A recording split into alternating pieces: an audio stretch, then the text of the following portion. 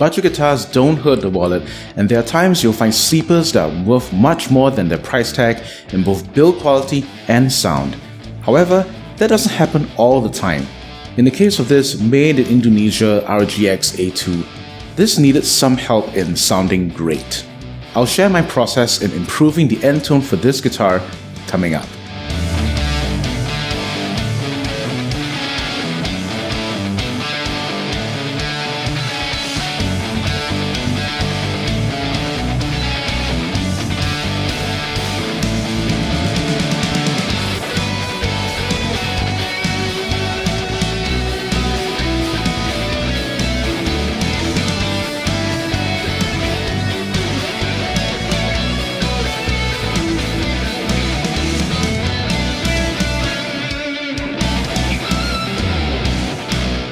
Hello and welcome to the video.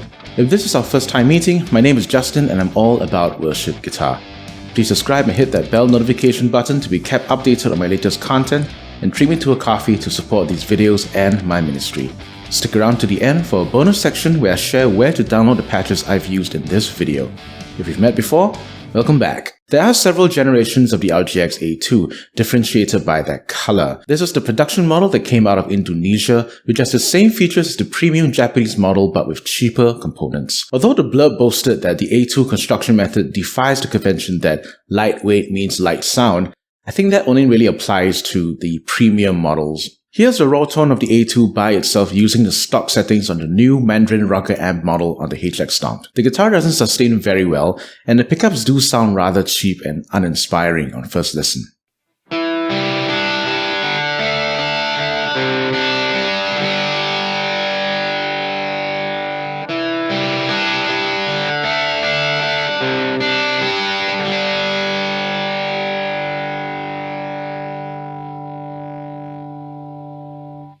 That's not to say that we should throw the guitar out straight away.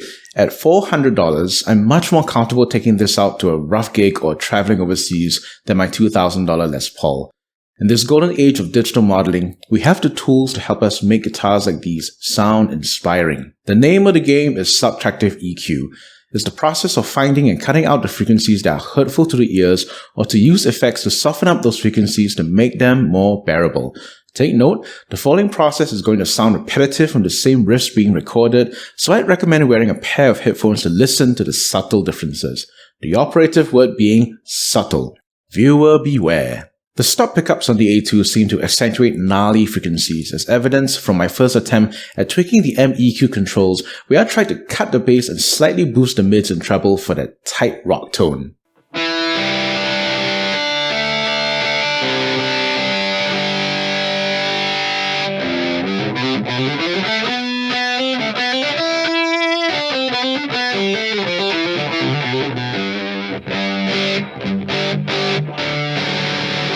The tightness was there, but I also managed to make the higher frequencies sound very harsh. I then turned to the secondary amp controls that get rarely touched in the Helix ecosystem: the sag, hum, ripple, and bias controls. There are excellent videos out there to explain what these controls do, and it's beyond the scope of this video to talk about them in detail. However, I will say that these controls have the cumulative effect of modeling how hot or cold the amp is. The hotter the amp, the more harmonics it generates, and the colder the amp, the more constricted or tighter it's going to sound. In the case of this A2, having these controls at the stock setting was not the ideal tone, as the harmonics and quality of the amp gain was accentuating the harsh frequencies.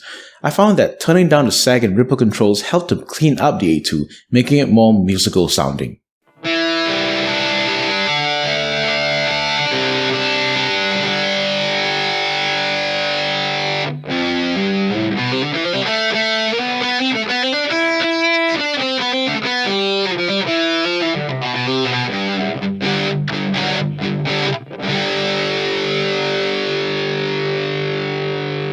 Now that the amp gain was approaching where I wanted it to be, I put a compressor at the front to help with the playing dynamics. These pickups don't sustain very well at all, so having this in the front helped the guitar to sing better.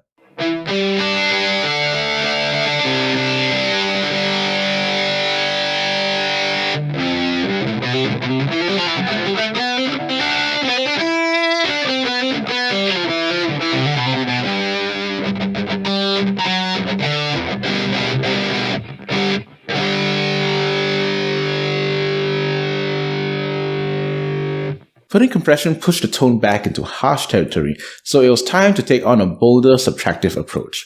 I added a parametric EQ after the cap to cut out several target frequencies.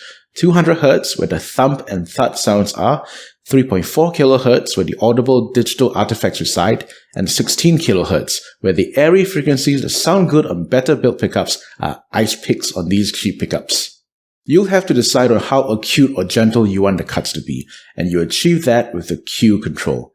A low Q setting means the EQ subtraction curve is gentler, affecting the frequencies around the target frequency.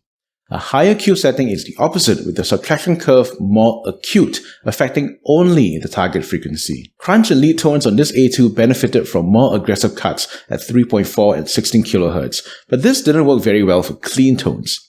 Fortunately, in Helix land, we can assign a foot switch to vary the cuts, with my clean setting having a gentler EQ cut.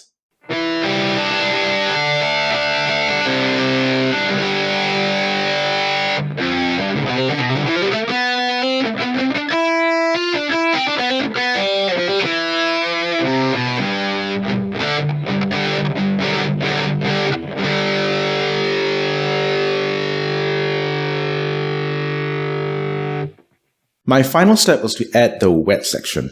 My P&W instinct is to drench the amp tone with a ton of delay and reverb, but that would be masking the problems with the guitar tone.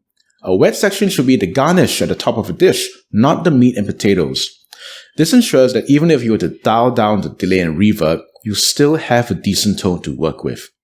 Here's how the tone sounds like in its entirety, with the 3 snapshots of crunch, lead, and ambient.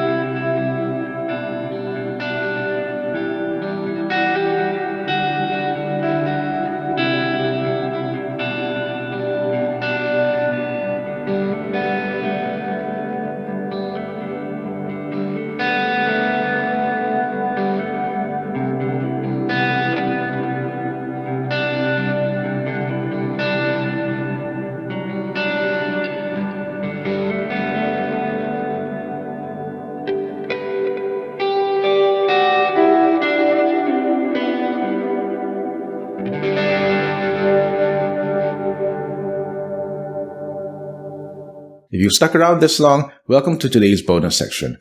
While I'd encourage you to dial in the tones yourself, I understand that not everyone has the time, the patience, or the ears to do so.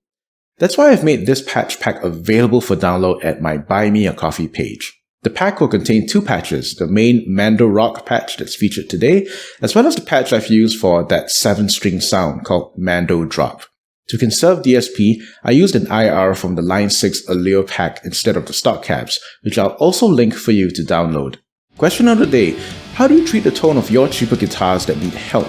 I'd love to hear your ideas and thoughts in the comment section below. That's it from me. Thank you for watching this video. Please feel free to share it with someone whom you know is interested in tweaking tones for budget guitars. Until next time, this is Justin signing off.